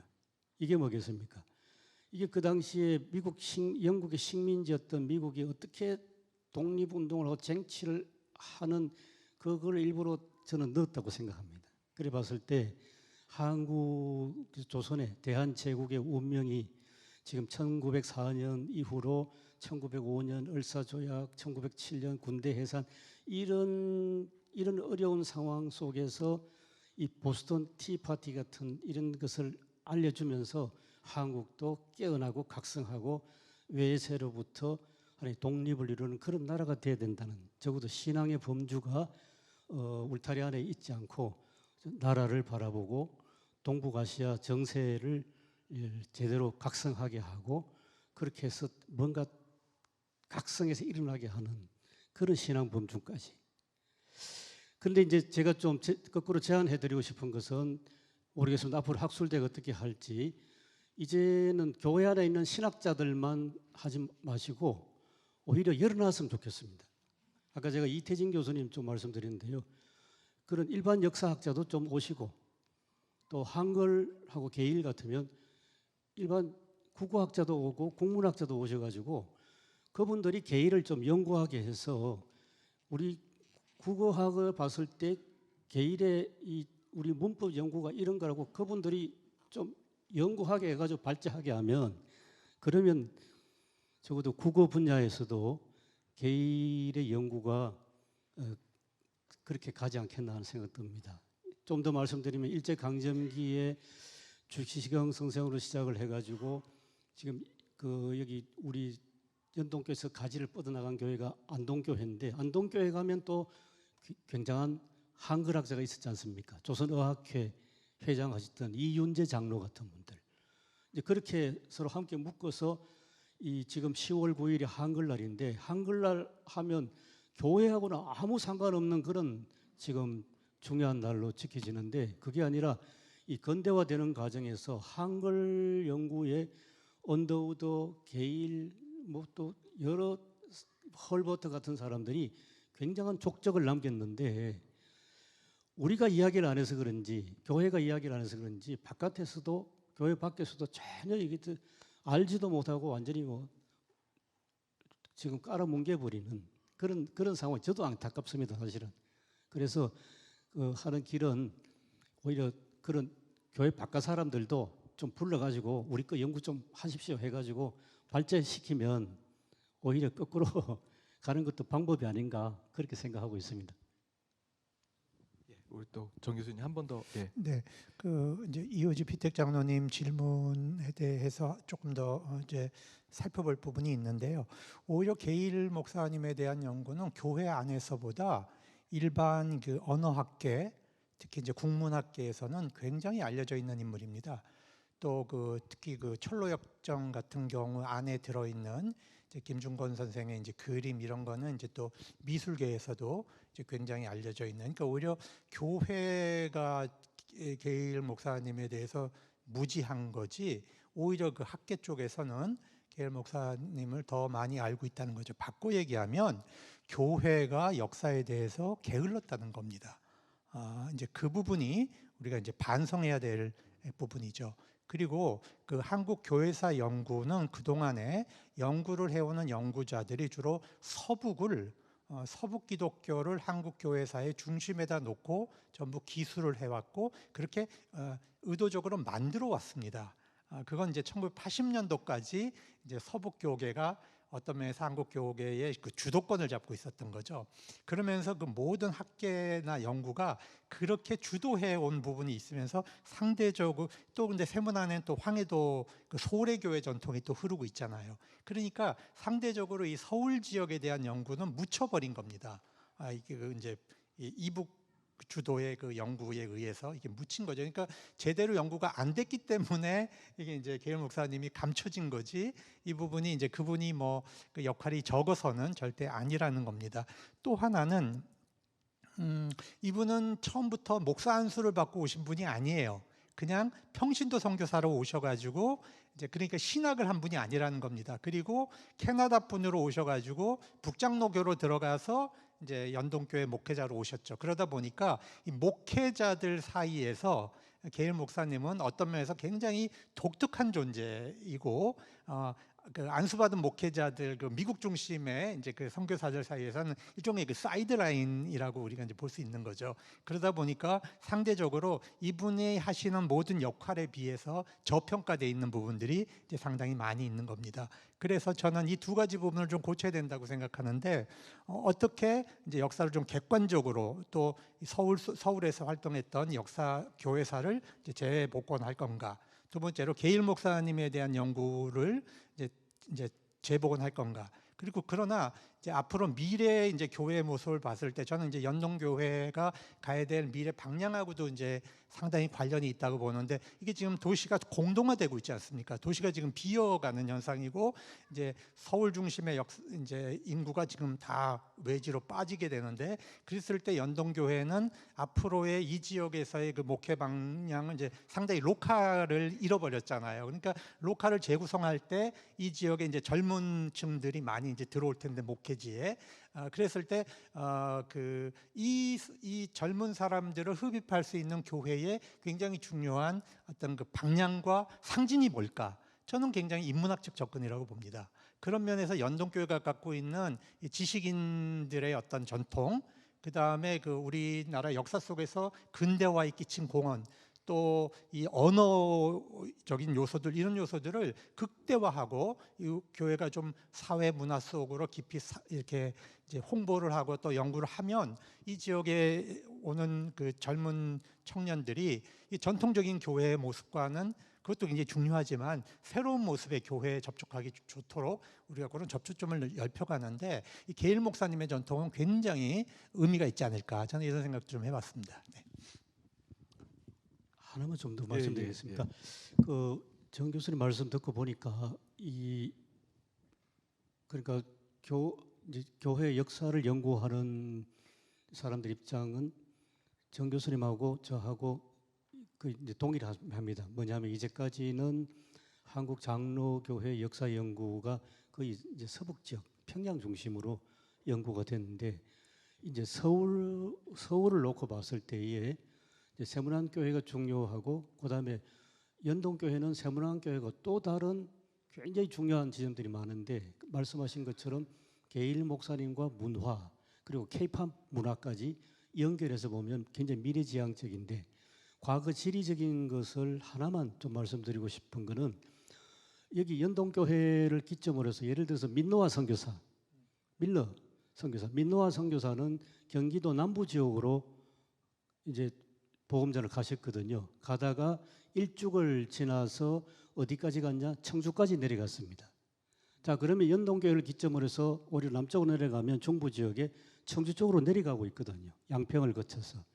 그리고 서울에 있는 여기 경동제일교회라든지 그다음에 그 양평 쪽에 굉장히 많은 교회들이 있는데 그 교회들이 직간접적으로 연동교회와 다 연결되어 있습니다. 앞으로 연구가 좀 계속된다면 과거를 연구하더라도 이게 연동교회와 경기도 남부지역 청주까지 이렇게 눈을 넓혀서 본다면 굉장히 많은 것들이 나오고 아주 조심스러운 이야기입니다만은 양평에 그 출신이 유명한 분 있지 않습니까? 여운영 씨. 신앙생활 출발을 저는 여기 연동교에서 했다고 듣고 있습니다. 그리고 과거에 평양에 장로의 신학교를 다녔고 1919년 18년도에 3.1운동이 이제 근원이 시작되는 그 시점에 여운영 씨는 상해 한인교에서 전도사로 일했던 사람입니다. 사실은 우리가 지금 알고 있는 역사하고는 상당히 다른 교회 안의 인물로서 상당히 중요했던 분이기 때문에 좀 조심스럽지만은 그런 분들까지도 좀 포함을 할 수도 있지 않겠는가 하는 그런 말씀도 드려봅니다. 예. 조금 아까 그 이호진 집사님이 말씀하신 거하고도 연관이 되는데 우리가 지난번에 120주년 우리가 그 사업의 120주년 행사를 할 때도 이거하고 비슷한 세미나를 했었어요.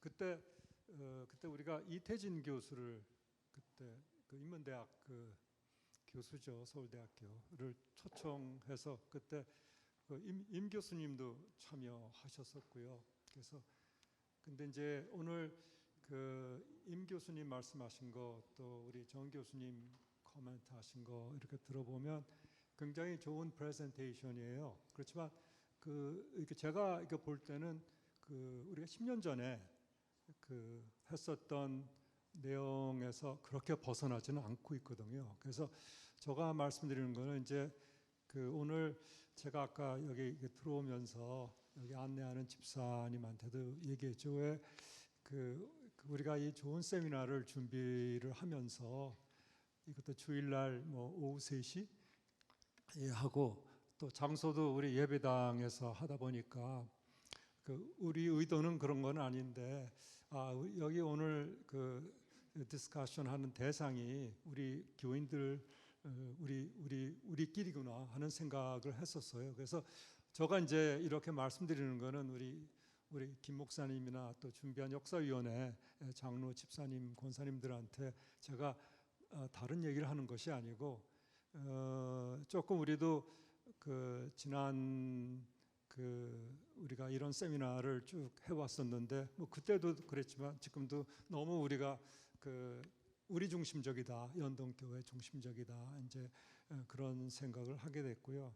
그리고 저도 이제 사회에서 이렇게 보면 뭐 언더우드 목사님이나 뭐 아펜셀러 목사님들은 굉장히 알려져 있어요. 안 믿는 사람들도 다 알고 그러는데 우리 게일 목사님 하게 되면 제가 오늘도 또 이렇게 두 분 교수님 말씀하시는 거 보면 임팩트가 그러니까 오히려 언더우드 목사님이 하신 것보다도 임팩트 피규어가 훨씬 더 이렇게 크거든요. 사회 변화, 언어라든지 또는 여러 가지 뭐 교육, 부국 강병 그런 거는 굉장히 많은데도 불구하고 사회적 임팩트가 컸었는데 불구하고 모르겠어요. 우리 성도들 저를 포함한 뭐 여기 우리 선배들의 잘못인지 모르겠죠. 그러니까 물론 이제 교회가 이렇게 궁극적인 목적이 하나님 말씀 선교하는 것도 되지만 또 한국 교회에서 한국 사회에서 연동교회의 포지셔닝이 어떻게 돼야 할 것인가. 그러니까 굉장히 아까도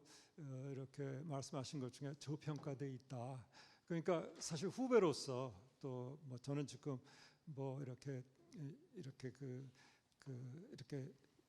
장로 시무장로는 아니지만 이렇게 또 이렇게 새로운 우리 김 목사님이 오셔갖고 이렇게 잘 하는데 어떻게 도와드릴까 이렇게 항상 생각하고 있고 기도도 하면서 그러면서 하여튼 우리 연동교회 교회들이 조금 좀 밖을 내다보고 좀 나라 전체도 보고 그래서 다른 이렇게 최초의 어떠한 우리 선교사들에 비해서 우리가 이렇게 굉장히 좀 우리가 좀 하는 것이 부족하다는 생각을 해서 앞으로 당회에서도 또 우리 재직회 같은 데서도 조금 이런 측면에서 오히려 우리 지금 목사님도 하시는 게 좀 미래 목회가 어떤 모습이어야 할 것인가 또 한국 교회에서 리더십 그런 걸 굉장히 추구하시는 것 같거든요. 그렇게 될 때 우리 교회뿐만 아니고 다른 교회 또 우리 한국 교회, 한국 사회를 바라보면서 또 글로벌리 내다보면서 하게 되면 연동교회가 앞으로 갈 길이 보이지 않을까. 그리고 이제 이게 역사 연구가 아니고 아까 발표자도 말씀하시겠지만 미래 연구거든요. 미래 사회는 어떻게 가요? 거기에 한국 교회 또 연동교회가 어떻게 영향을 끼칠 것인가. 그러려면 우리부터 먼저 영향을 끼쳐야겠지만 이제 그런 측면에서 이번 우리 김 목사님이 이렇게 주관하시는 이거는 상당히 의미가 있다. 스스로 뭐 이번 거를 대해서 다시 한번 우리가 하는 어프로치에 성찰할 필요가 있겠다는 생각을 하고 있습니다. 감사합니다. 예, 시간이 많이 돼서 혹시 마지막 꼭 질문하실 분 계신가요? 예, 잘 예, 할까 말까 망설였는데요. 예, 먼저 이미국 목사님이 중등부 때 지도 목사님이셨어요. 예, 그래서 항상 스승의 은혜 감사하고 있습니다. 예, 다른 게 아니라 제가 고충진섭 장로님께 항상 배웠던 게 연동 여소학교, 남소학교는 경신의 전신이 되고 여소학교는 정신의 이 전신이 되었다는 말씀을 항상 들었었고 저 또한 역사관에서 그 오신 분들한테 설명을 드릴 때 그렇게 말씀을 드려왔거든요. 그런데 뭐 실질적으로 또 경신학교에 가서 보면 그 언더우드 목사에 의해서 설립된 학교라고 얘기를 하고, 그러면 그 전신이라는 표현이 그 저희 교회에 주일학교 다니고 있었던 학생들이 그쪽으로 흡수가 되었기 때문에 전신인 건지, 아니면 그 설립의 과정에 그 게일 목사님이 뭐 깊이 관여를 하셔서 언더우드 목사님과 그런 관여가 있었기 때문에 전신이라고 이야기를 하는 건지에 대해서 요즘 좀 부쩍 많이 좀 궁금해졌었거든요. 예. 그 부분에 대해서 좀 말씀을 좀 듣고 싶습니다. 감사합니다. 예, 아까 정병준 교수님 질문에 제가 어느 정도 답을 드린 것 같은데요. 그 언더우드 학당이 쭉 내려가서 경신학교가 됐다. 이건 이제 세문안교회에 내려오는 중요한 이제 전성이고, 또 세문안교회는 또 그렇게 이제 알고 이제 있는 게 분명합니다. 그런데 여기 다시 한번 유영식 교수님 연구를 제가 자세히 보니까 언더우드 학당하고 게일 목사님이 설립한 중학교는 전혀 무관하다, 별개다. 이거 너무 큰 이야기입니다. 사실은 이제 유영식 교수님의 연구 결과는 그렇습니다. 무관하다는 겁니다. 별개다, 무관하다.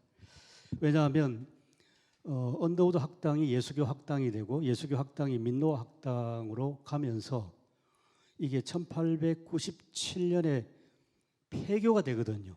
민노아 학당은 폐교가 되는데 어떻게 연결되겠냐 하는 거죠. 역사적 끈이 없는데, 그러다가 이제 연동교회 담임으로 오신 게일 목사님이 1901년에 이름도 중학교로 시작을 했다는 거죠.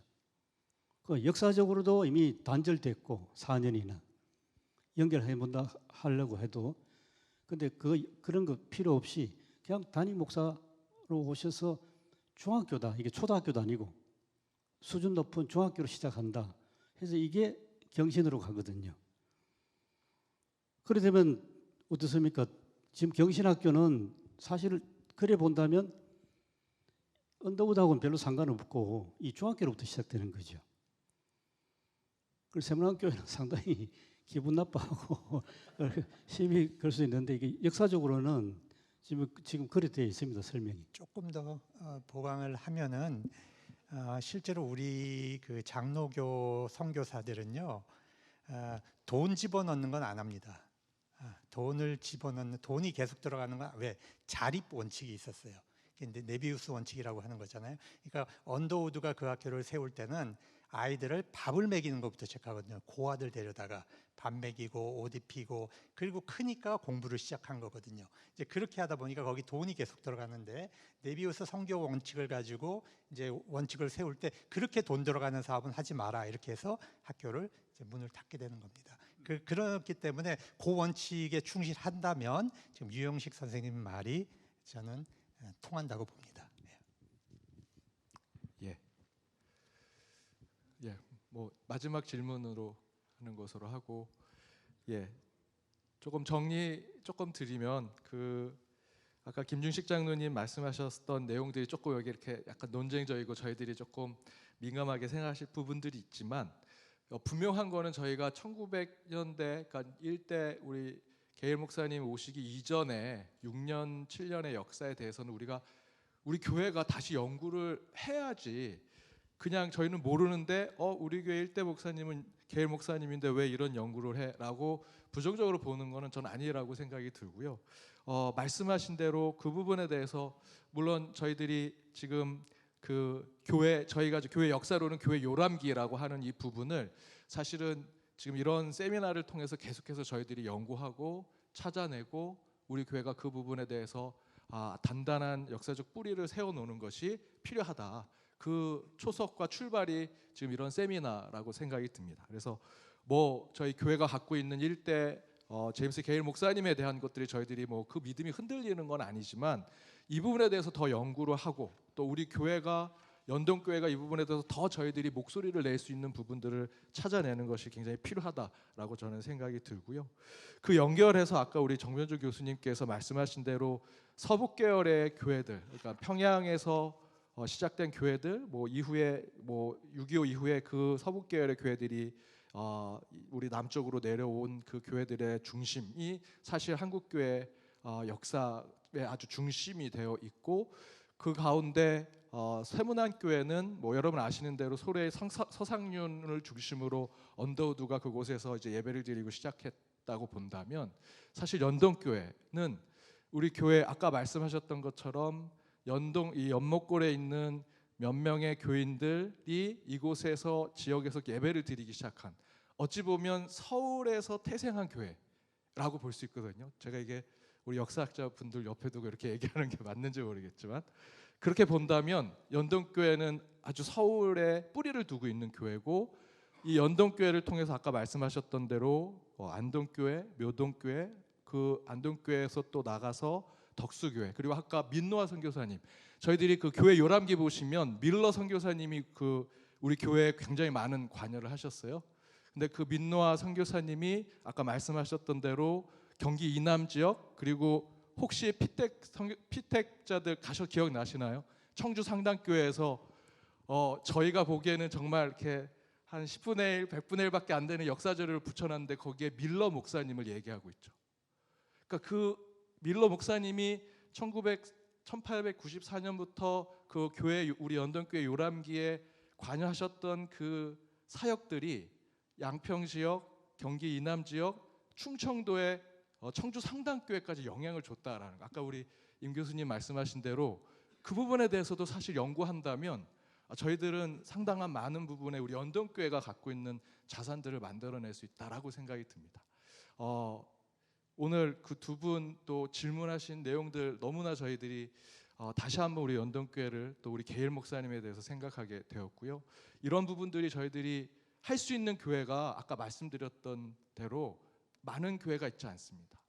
많지 않은 교회가 이런 역사적 발굴을 통해서 다시 새로운 시대를 연결하는 브릿지 역할을 할 수 있는데, 저는 우리 연동교회 성도님들이 이런 부분에 더 마음을 내어주시고 할 수 있다면 우리 교회 당회가 더 이런 부분에 또 관심을 가져서 더 이런 연구들을 찾아내고 우리 한국교회가 미래로 가기 위해서 과거의 역사들을 계속해서 연결하고 또 그 가운데 앞으로 나아갈 수 있는 방향들을 찾아내는 것이 필요하다고 생각이 듭니다. 오늘 그 초석을 마련해주고 주춧돌을 준비해주신 우리 두 분 교수님께 다시 한번 박수로 또 응원해주시고 함께해 주시기 바랍니다. 감사합니다.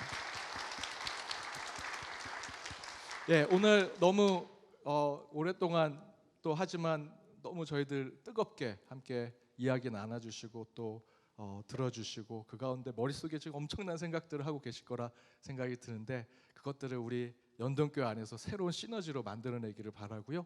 오늘 마지막 우리 서기 장로님이신 김대진 장로님께서 기도하고 마치도록 하겠습니다.